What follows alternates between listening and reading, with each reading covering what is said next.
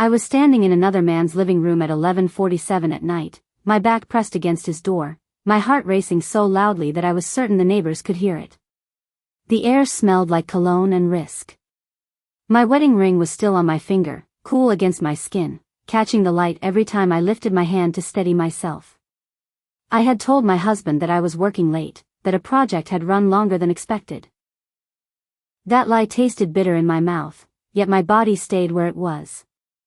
The man in front of me looked at me with hunger, not love, not commitment, just desire. I remember thinking that this moment felt like fire and freedom at the same time. I also remember knowing, deep down, that once I stepped forward, there would be no clean way back. Before I continue, I want to thank every single person who has already subscribed to this channel. Your support means more than you know. And to all the new and returning viewers who have not subscribed yet, thank you for being here. I cannot wait for you to hit that subscribe button, because your subscription is the fuel and energy that keeps this channel alive and growing. Please engage with this story and share your thoughts in the comments right now. Your voice matters here. Now let me take you back to the beginning. My name is Claire Thompson. I am an American white woman, born and raised in the Midwest, living what most people would call a good life in a quiet suburban neighborhood in the United States. I was married to a man named Daniel Thompson, a man who did everything right on paper. He worked hard, came home on time, paid attention when I spoke, and never gave me a reason to doubt his loyalty. From the outside, we looked steady, safe, and unbreakable. Inside me, something was starving. I did not wake up one morning and decide to betray my marriage. It started as a feeling I could not name. A dull ache that lived in my chest even on good days. I had a comfortable home, shared routines, and predictable nights. What I did not have was urgency. I did not have intensity. I did not feel chosen in a way that made my pulse jump. I hated myself for wanting more when so many women prayed for what I already had. Daniel was kind, but he was careful. He loved me in quiet ways. He asked about my day. He remembered small details. He kissed me before work and texted when he was running late. Over time, those gestures blended into the background of my life. I stopped feeling surprised by love. I stopped feeling wanted as a woman and started feeling managed as a partner. I never said any of this out loud. The first crack appeared at the gym. I started going after work, telling myself that I wanted to feel stronger, healthier, more confident. That was not a lie. What I did not admit was that I wanted to feel seen. The gym was loud, alive, full of movement and sweat and effort. People looked at each other there. They noticed changes. They paid attention. That is where I met Ryan. Ryan was not married. He wore confidence like a second skin. He noticed me without staring. He spoke to me without rushing. When he looked at me, I felt like the room narrowed down to just us. He asked questions that were not polite but personal. He listened closely.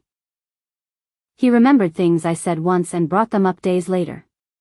I told myself it was harmless. At first, our interactions were brief. A comment about form. A shared smile. A short conversation near the water fountain. I never told Daniel about Ryan, not because there was anything wrong yet, but because I liked having something that belonged only to me. That should have scared me. It did not. Over time, those moments stretched longer. We talked about work, about stress, about ambition, about dreams that felt delayed. Ryan made me laugh in a way that surprised me. He made me feel interesting again. When he looked at me, I felt awake. I started dressing differently for the gym. Not obvious changes, just small choices that made me feel bold. I noticed how he noticed. That awareness followed me home. I caught myself comparing the silence between Daniel and me to the charged air I felt around Ryan. That comparison planted guilt, but it also fed desire. Daniel noticed that I seemed distant. He asked if I was tired. I said yes. He asked if something was wrong. I said no. Those answers were easier than the truth. The first boundary I crossed was emotional, not physical. Ryan and I started messaging outside the gym. At first it was about workouts. Then it became about our days. Then it turned into something softer and more dangerous. Compliments slipped in. Curiosity deepened. I felt understood in ways I had forgotten to ask for at home. I told myself that I deserved connection. I told myself that I was still faithful because nothing physical had happened. I told myself many things. The night that changed everything began like any other weekday. Daniel kissed my forehead and asked what time I would be home. I told him late. The lie slid out smoothly, practiced before it was spoken. I drove to the gym with my heart pounding, already aware that this night was different. Ryan suggested we talk somewhere quieter after the workout. I agreed without hesitation. That agreement felt like stepping off a ledge and enjoying the fall. When we sat together, the space between us closed naturally. His presence felt heavy, intentional. I felt wanted in a way that made my skin hum. I remember thinking about my ring. I remember touching it without removing it. That detail haunts me now. I went home that night and stood in the shower longer than usual, letting the water run while guilt and excitement fought inside me. Daniel was asleep when I climbed into bed. I watched his back rise and fall and felt a wave of shame that made my chest ache. I also felt restless. The hunger did not fade. That was the night I realized I was capable of becoming someone I never thought I would be. The twist is this. I did not feel evil. I felt alive. That realization scared me more than the lies. By the end of that week, I crossed another line. Not with my body yet, but with my heart fully engaged. I began to protect the connection with Ryan at the expense of honesty with my husband. I laughed more outside my home than inside it. I felt tension when Daniel reached for me, not because I did not love him, but because I was splitting myself in two. I did not know it then, but this was the moment I became the villain in my own story. And the worst part is that I walked into it willingly, telling myself that passion was what I was missing, not realizing what it was about to cost me. I did not fall into the affair all at once.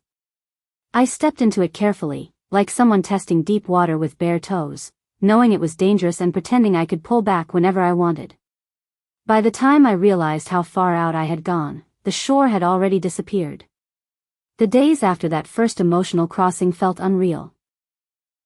I moved through my routine with a split awareness, one part of me present, the other part replaying moments I should not have treasured. I cooked dinner beside my husband while my phone vibrated silently with messages I hid behind casual movements. I laughed at his stories while my chest tightened with the weight of what I was carrying. Ryan did not rush me. That patience made everything worse. He let tension grow. He allowed space for longing. Every interaction felt deliberate, charged with meaning I pretended not to recognize. When he looked at me, I felt exposed and powerful at the same time. I convinced myself that I was not being reckless. I told myself that I was simply responding to something I had ignored for too long. At home, Daniel sensed the change before he understood it.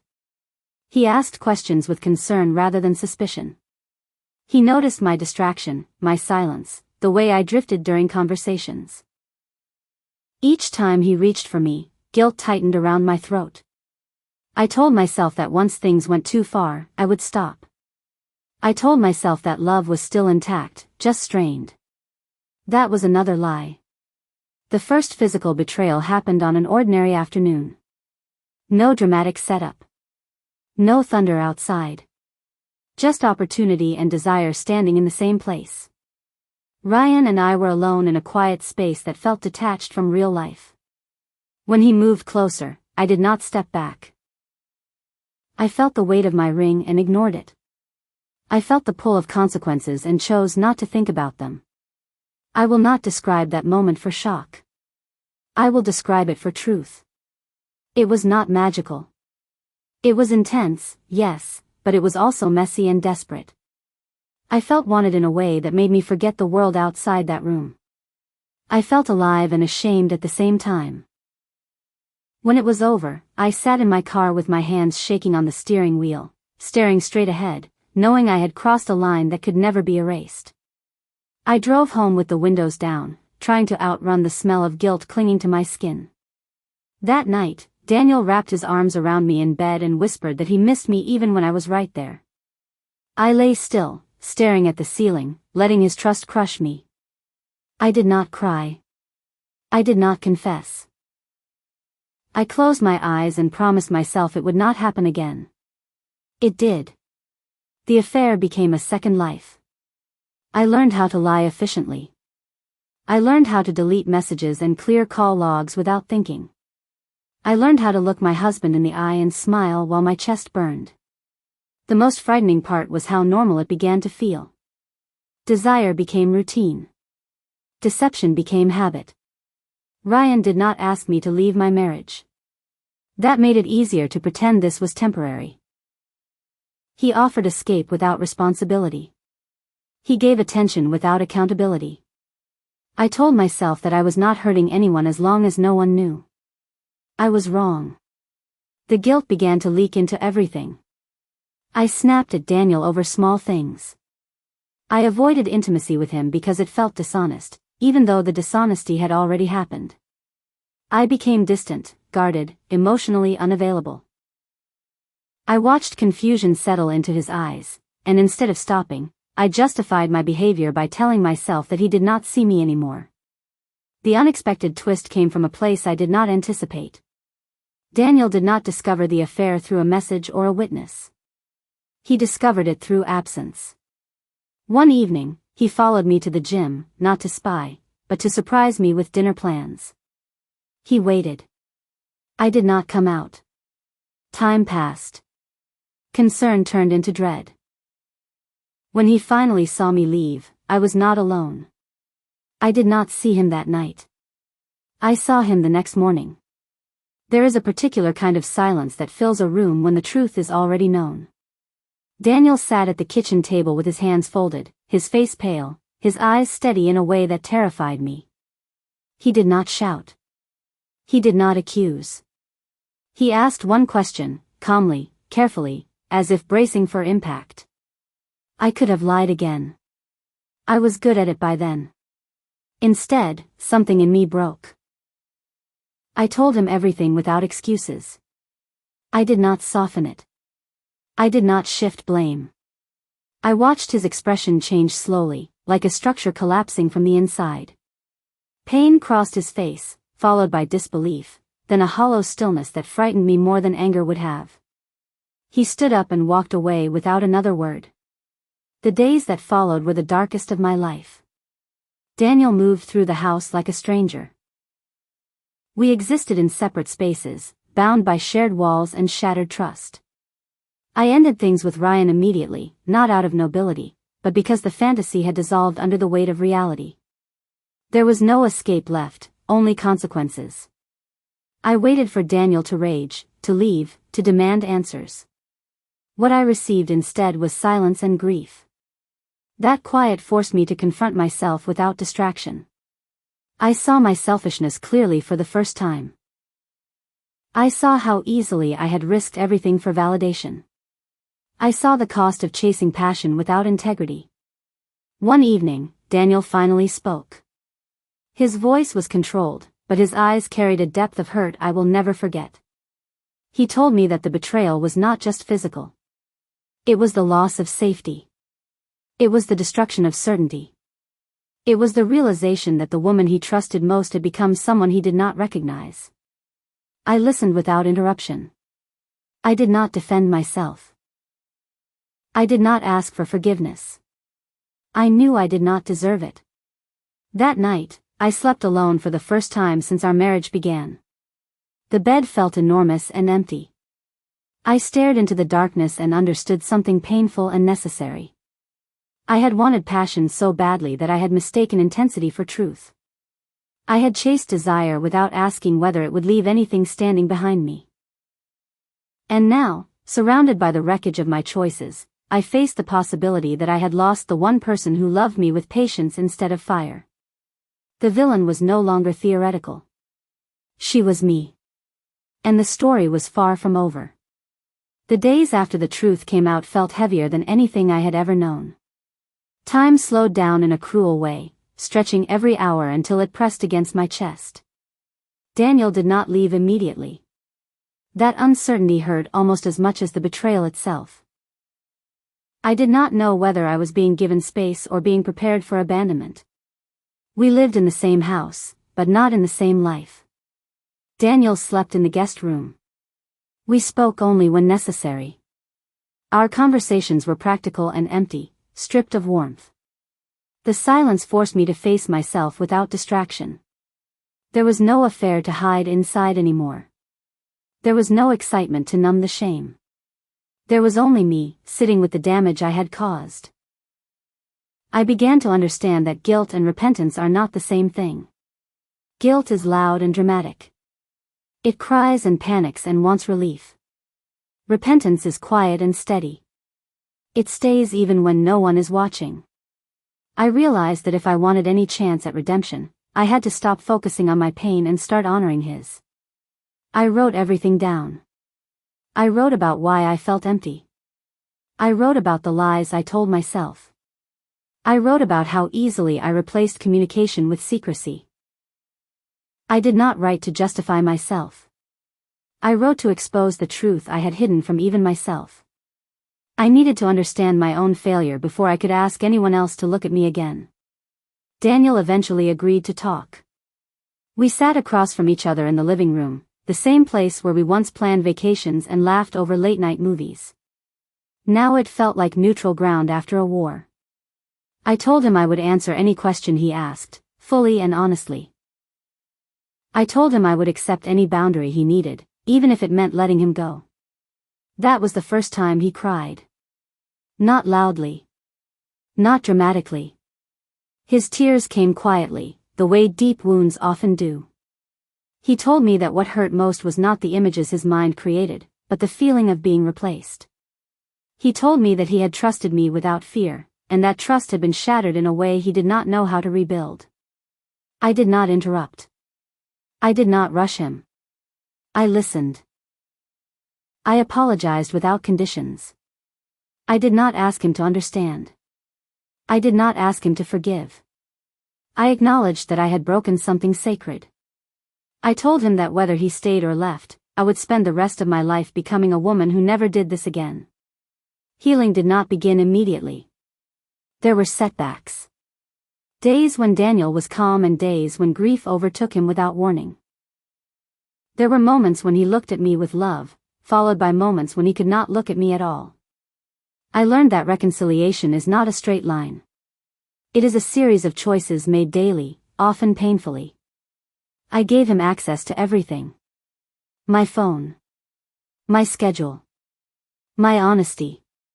Not because he demanded it, but because transparency was the only foundation left to build on. I ended every connection that threatened our recovery. I changed routines. I changed priorities. I changed myself. We began counseling. Sitting in that office felt like standing under a bright light with no place to hide. We unpacked years of unspoken needs and unmet expectations. I learned that Daniel had felt pressure to be perfect, to provide stability without ever showing weakness. He learned that I had mistaken silence for safety and excitement for connection. Slowly, something unexpected happened. We began to see each other again. Not as husband and wife bound by vows, but as two flawed people choosing whether to rebuild. We talked more deeply than we ever had before. We argued honestly instead of politely. We learned how to speak without attacking and listen without defending. One evening, months after the betrayal, Daniel reached for my hand. That simple gesture felt heavier than anything physical ever had. It was cautious. Intentional. Brave. In that moment, I understood that forgiveness is not forgetting. It is choosing to step forward despite the memory.